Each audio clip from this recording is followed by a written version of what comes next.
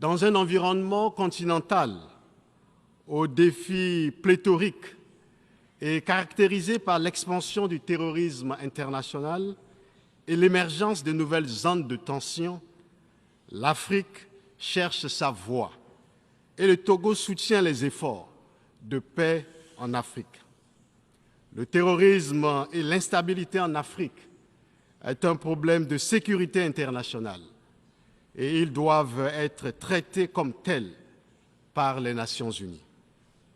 Notre région ouest-africaine, où plusieurs États sont en transition, dans un contexte sécuritaire volatile, doit être soutenue dans un élan de solidarité active.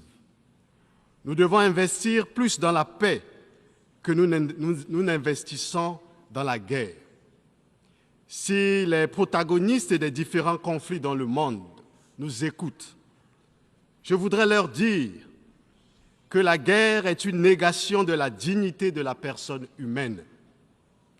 Emmanuel Kant, ce grand philosophe des Lumières, disait « Si les décideurs de la guerre pouvaient envoyer leurs propres enfants au front, jamais il y aurait la guerre. » Le Togo est un pays de paix et le Togo s'oppose à la guerre, quelles que soient les raisons.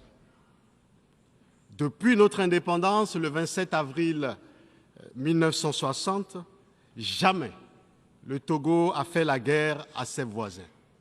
Jamais le Togo a agressé ses voisins ou un quelconque pays. Jamais le Togo a servi de base arrière pour une quelconque agression contre un pays frère. Le Togo est un pays de paix. La paix est dans l'ADN du peuple togolais. Le Togo a toujours été un pays de médiation qui favorise le dialogue, la négociation et l'entente entre les peuples et les gouvernements. Le 6 janvier de cette année, 49 soldats ivoiriens ont été libérés grâce à la médiation du président de la République togolaise, le président Faure Gnassingbé Gnassingbé, mettant fin à la tension entre les gouvernements de Côte d'Ivoire et du Mali. Le Togo a accueilli sur sa terre les différents pourparlers de paix. Et nous pouvons les citer.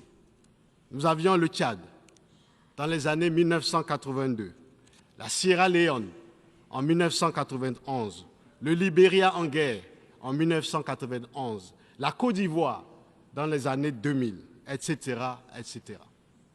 Nous appelons à la désescalade et à la cessation des hostilités dans les différents foyers de tension dans le monde et en particulier en Afrique de l'Ouest.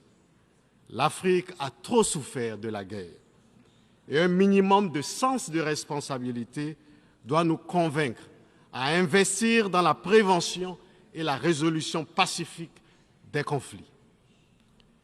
La mauvaise chose de la guerre, dit notre auteur Emmanuel Kant, c'est qu'elle fait plus de méchants qu'elle n'en peut emporter. Les ingérences extérieures sont conflictogènes et facteurs de crise en Afrique.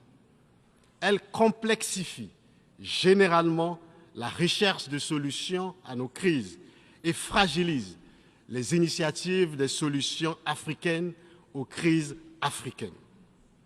Elles ne sont plus les bienvenues dans une Afrique qui a conscience de ses problèmes de paix, de sécurité et de développement. L'Afrique ne veut plus des ingérences extérieures. L'Afrique veut rester elle-même et maître de son destin.